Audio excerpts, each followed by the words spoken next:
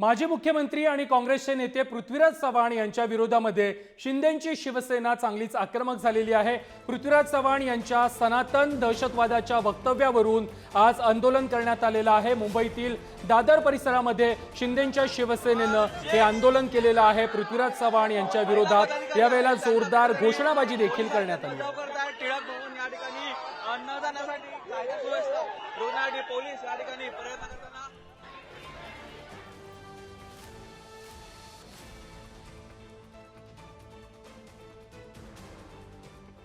संसदेमध्ये म्हटले की हिंदू दहशतवादी नाहीत।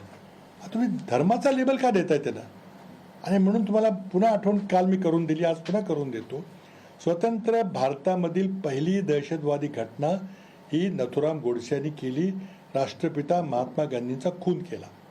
जेव्हा एखाद्या राजकीय विचाराला आपण विचारांनी जिंकू शकत नाही, तेव्हा तो विचार संपवून टाकायचं हा दहशतवाद असतो। हा फक्त भारतात होतोय असं नाही, इतर देशातही होतोय। खून कोणी केला? गौरी लंकेश जेव्हा हत्यारे कोण होते, कुठल्या धर्माचे होते? राजीव गांधी यांची हत्या आतंकवाद्यांनी केली।